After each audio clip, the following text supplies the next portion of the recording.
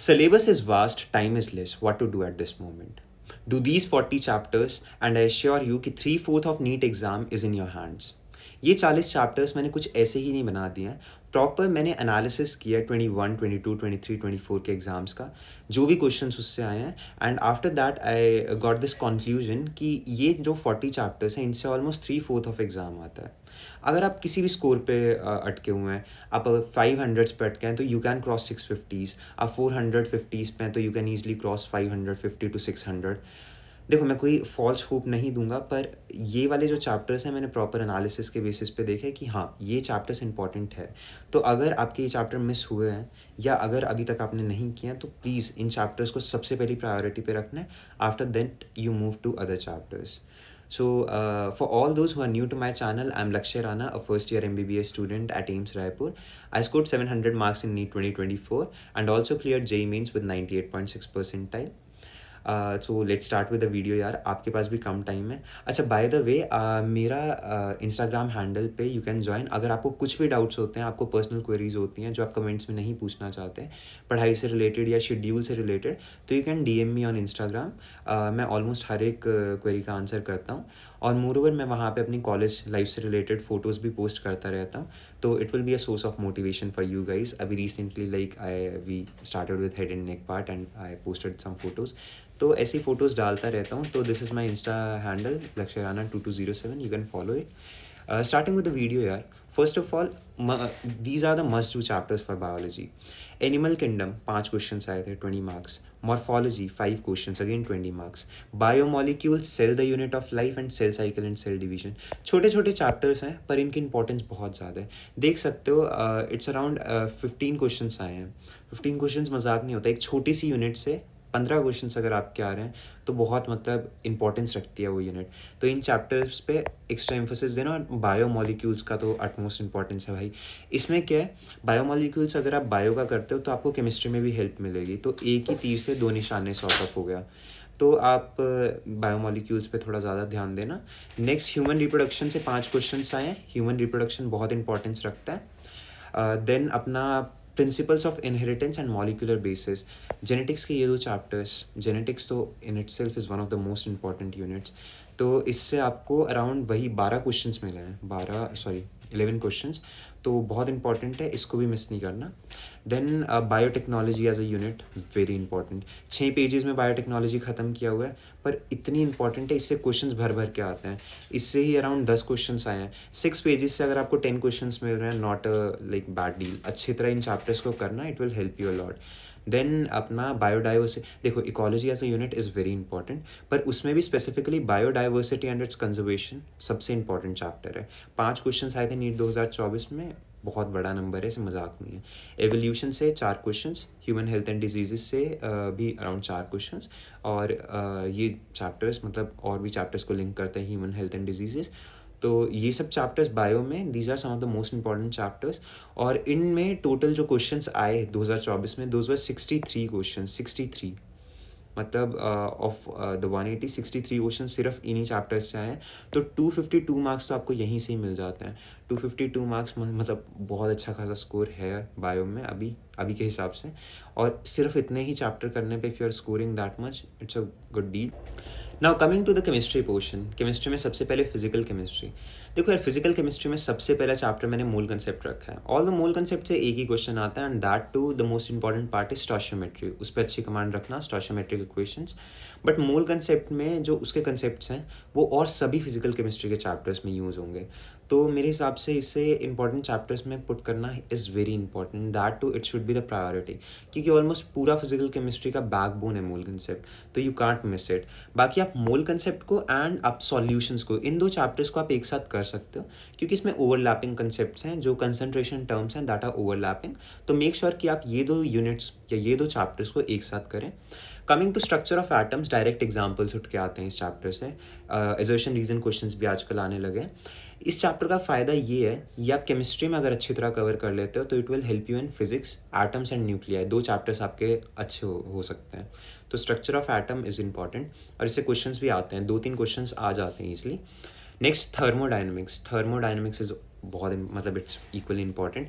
Thermodynamics से graphical questions आते हैं काफ़ी सारे, अच्छे क्वेश्चंस बनते हैं इससे। और थर्मोडाइनमिक्स जब भी पढ़ोगे तो केमिस्ट्री का और फिजिक्स का थर्मोडाइनमिक्स साथ में पढ़ना, एंड डू द कंपैरिजन्स कि क्या डिफरेंसेस हैं, क्योंकि वहाँ पे उस स्ट्रेस वाले इन्वायरमेंट में कई बार गलती हो जाती है। तो अगर अभी से आप दोनों में साथ साथ डिफरेंस देखोगे तो इट विल बी ईजी। जैसे केमिस्ट्री में U is Q plus W, physics में Q is U plus W हो जाता है। तो वो छोटी छोटी जो डिटेल्स हैं कि कहाँ पे work done by the system is positive, वो सब थर्मोडाइनमिक्स को दोनों चैप्टर्स को एक साथ रख के देखना। और इससे दोनों ही फिजिक्स और केमिस्ट्री दोनों में ही बहुत इंपॉर्टेंस रखता है थर्मोडाइनमिक्स, तो ये मिस नहीं करना। नेक्स्ट कमिंग टू इलेक्ट्रोकेमिस्ट्री, अगर देखा जाए फिजिकल केमिस्ट्री में कोई सबसे इंपॉर्टेंट चैप्टर अगर मुझसे पूछे तो दैट इज़ इलेक्ट्रोकेमिस्ट्री। इलेक्ट्रोकेमिस्ट्री की बहुत इंपॉर्टेंस है यार। नेक्स्ट केमिकल काइनेटिक्स, ये भी बहुत इंपॉर्टेंस रखता है। इक्विलिब्रियम से अच्छे खासे क्वेश्चंस आ जाते हैं, 2 से 3 क्वेश्चंस। यूजुअली आयनिक इक्विलिब्रियम इसमें ज़्यादा इंपॉर्टेंट है, एंड सॉल्यूशन तो मैंने बता ही दिया। तो इससे टोटल 2024 में 14 क्वेश्चंस आए, दैट टोटल्स टू 56 मार्क्स। तो फिजिकल केमिस्ट्री में सिर्फ इतने चैप्टर्स से आपको 56 मार्क्स मिल रहे हैं। तो मेक श्योर आप ये चैप्टर्स कर लीजिए, और ओवरलैपिंग चैप्टर्स काफ़ी सारे आपको मिलेंगे, it will help you a lot. Next coming to organic and inorganic. Organic में सबसे important is GOC, backbone of organic chemistry. Chemical bonding equally important, backbone of inorganic chemistry. ये 2 चैप्टर से क्वेश्चंस भी बहुत भर भर के आते हैं, तो मेक श्योर आप इन चैप्टर्स पे अच्छी कमांड रखें। Next P block. P block में अब कुछ ज़्यादा रह नहीं गया है, कंपाउंड्स काफ़ी मतलब जो भी कंपाउंड्स थे वो तो मोस्टली रिमूव ही कर दिए गए हैं।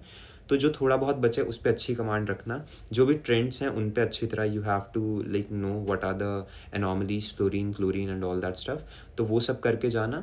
Next alcohol D and F block. D and F block की बहुत इंपॉर्टेंस है, पी ब्लॉक से ज़्यादा important D and F block है, इससे ज़्यादा क्वेश्चन आते हैं। डी एंड एफ ब्लॉक थोड़ा सा कन्फ्यूजिंग है, थोड़ा नहीं बहुत कन्फ्यूजिंग है। आप इसको कैसे करना, आप in-text questions, back exercises and examples, इस पर अगर आपका अच्छा हुआ है होल्ड तो आपके क्वेश्चंस बनेंगे, क्योंकि उसी से ही क्वेश्चंस आते हैं, ज़्यादा कोई डीप क्वेश्चंस इससे नहीं आते, उन्हीं टॉपिक से क्वेश्चंस उठ के आते हैं। तो मेक श्योर कि आप वो सारे पोर्शंस करें। Alcohol, phenols, ethers and aldehyde, ketones and carboxylic acid organic के सबसे इंपॉर्टेंट चैप्टर्स हैं। Aldehyde, ketones and carboxylic acid की इंपॉर्टेंस जैसे फिजिकल केमिस्ट्री में इलेक्ट्रोकेमिस्ट्री थी, वैसे ही aldehyde, ketones and carboxylic acid is for organic chemistry. तो ये कुछ चैप्टर्स हैं, इनसे टोटल जो ट्रेंड देखा गया 17 क्वेश्चंस आए थे, दैट टोटल्स टू 68 मार्क्स। तो अगर आप ये 10 से 12 चैप्टर्स मैंने बताए हैं, 13 चैप्टर्स टोटल, अगर इतने भी करते हैं केमिस्ट्री में तो you can score 124 marks from these chapters, इन पे अगर आपकी अच्छी कमांड है। और आप और भी इससे रिलेटेड, जैसे इलेक्ट्रोकेमिस्ट्री से आपका रेडॉक्स रिएक्शंस हो जाएगा, अपना थर्मोडाइनमिक्स से आपका काइनेटिक थ्योरी ऑफ गैसेज होगा, तो वो ओवरलैपिंग चैप्टर्स से आपको और ज़्यादा स्कोर करने में भी हेल्प मिलेगा। तो ये तो मतलब बेसिक इनपुट है कि इतना भी अगर आप कर लेते हो तो आपके 124 मार्क्स तो बन ही जाएंगे। Now next coming to the most feared part, that is physics. Physics से अभी मत डरो, सिर्फ PYQs कर लो, उतना अभी के लिए मोर देन सफिशिएंट है। उसके बाद सबसे इंपॉर्टेंट है यूनिट्स एंड डायमेंशंस, बहुत सिंपल सा चैप्टर है, 3 क्वेश्चंस ले आते हैं कई बार। 2024 में 3 questions came from this chapter, तो मेक श्योर कि यूनिट्स एंड डायमेंशंस अच्छी तरह करना। Gravitation, electro charges, fields, electrostatic potential and capacitance, in 3 units को आई वुड से एक साथ करना, आपके लिए ईजी रहेगा कि कंसेप्ट ओवरलैपिंग है इसमें काफ़ी सारे। और मतलब एक साथ पढ़ोगे, क्वेश्चंस भी मतलब फॉर्मूलाज याद करने में आसानी रहेगी, और क्वेश्चंस अच्छे खासे आते हैं इन तीनों ही चैप्टर्स से। Current electricity, one of the most important chapters for physics, अच्छी तरह करना। After that modern physics, current electricity की बहुत इंपॉर्टेंस है। इसके ग्राफ्स वगैरह देख लेना, जैसे वो 2020 में कॉपर वाला आ गया था, वो वाले सारे ग्राफ्स देख के जाना, रेजिस्टेंस, रेजिस्टिविटी वाले। फिर थर्मोडाइनमिक्स इज़ इंपॉर्टेंट, मैंने बताया ही, और वो कंपैरिजन करके पढ़ना, it will help you allot. SHM, waves and wave optics. SHM ज़्यादा इंपॉर्टेंट है as compare two waves. Waves और वेव ऑप्टिक्स आर रिलेटेड, तो इनके ओवरलैपिंग कंसेप्ट्स हैं, तो आप अगर कोई एक अच्छी तरह करते हो तो दूसरा आपके लिए ईजी रहेगा, तो आप करना ज़रूर। और मतलब वेव ऑप्टिक्स से अच्छे क्वेश्चंस आ जाते हैं, तो मेक श्योर कि आप अच्छी तरह करें। इंटरफेरेंस, डायफ्रैक्शन एंड ऑल, वो सब आप अच्छी तरह करके जाना। देन सेमीकंडक्टर्स तो यार अगर मॉडर्न फिजिक्स सेकंड बुक का कोई सबसे ज़्यादा इंपॉर्टेंट चैप्टर्स है, रे ऑप्टिक्स, वेव ऑप्टिक्स सबको हटा दो, सेमीकंडक्टर्स की इंपॉर्टेंस इज अटमोस्ट। 3 से 4 क्वेश्चन आ जाते हैं, 2 क्वेश्चन तो लॉजिक गेट से ही आ जाते हैं, और बहुत सिंपल से कंसेप्ट हैं, तो इन पे अच्छी कमांड रखना। Atoms and nuclear again overlapping concept, अगर केमिस्ट्री में आपने अच्छी तरह कर लिया है तो it will help you in physics as well. Then moving charges and magnetism, इससे क्वेश्चन आ जाते हैं, थ्योरी बेस्ड भी, असर्शन रीजन भी आ जाते हैं। इसके एग्जांपल्स देख के जाना। इसमें एक बहुत स्टैंडर्ड क्वेश्चन है वो लूप वाला, कि एक लूप है उसमें हमें निकालना होता है, करंट पास कर रहा होता है, मैग्नेटिक इंटेंसिटी एंड ऑल, वो सब निकालने के लिए। तो ये सब आप करके जाना। Kinematics, first book is all about kinematics. अगर काइनेमैटिक्स के फॉर्मूलाज भी आपको आते हैं तो आप इजीली सॉल्व कर पाओगे। बहुत हाई फाई क्वेश्चंस नहीं आते काइनेमैटिक्स से, बेसिक्स ही आएंगे। अपने फॉर्मूलाज पे अच्छी कमांड रखना। एंड रे ऑप्टिक्स यार एज सच मैंने देखा कि प्रीवियस ईयर ट्रेंड्स के हिसाब से एक क्वेश्चन 2 क्वेश्चन उससे ज़्यादा कभी आया ही नहीं है 2021 से 24 से। तो इसलिए मतलब मेरे लिए ये बहुत इंपॉर्टेंट चैप्टर था, बट मैंने ट्रेंड देखा तो इतना इंपॉर्टेंट नहीं है। तो इस मोमेंट पे आप सबसे पहली प्रायोरिटी अपना मॉडर्न फिजिक्स को दीजिए, देन करंट इलेक्ट्रिसिटी, और अपने 11th में ये gravitation, kinematics, kinetics, kinematics again, इन सब चैप्टर्स को दीजिए, ये इंपॉर्टेंस रखते हैं। Then come to ray optics. अभी स्कोर के हिसाब से आपको चलना है। इस मोमेंट पे जो प्रीवियस ईयर ट्रेंड्स हैं वही आपको हेल्प करेंगे। तो आज की वीडियो में यार यही सब बताना था मुझे, इंपॉर्टेंट चैप्टर्स। बाकी अगर आपको वीडियोस अच्छी लग रही हैं तो यार लाइक करो, शेयर करो, सब्सक्राइब करो चैनल को। It is a source of motivation for me. बाकी मैं वीडियोस डालता रहता हूँ। अगर आपको कुछ भी और मतलब जैसे मैंने टेस्ट एनालिसिस पे भी डाली है, NCERT इज़ इट सफिशिएंट और नॉट, वो सब बताया है, और पेपर अटेम्प्टिंग स्ट्रैटेजी। और भी अगर आपको कुछ भी डाउट होता है तो यू कैन आइदर DM मी, और आप कमेंट सेक्शन में डाल सकते हैं। आई ऑलवेज आंसर, मतलब मैंने ऑलमोस्ट हर एक कमेंट का आंसर करता हूँ, तो आप पूछ सकते हैं अगर आपको कुछ भी डाउट है। बाकी that was it for today's video यार। Thank you for watching the video. अगर आपको वीडियो अच्छी लग रही है अगेन सब्सक्राइब करो। चलो फिर मिलते हैं। All the best future doctors. Bye bye.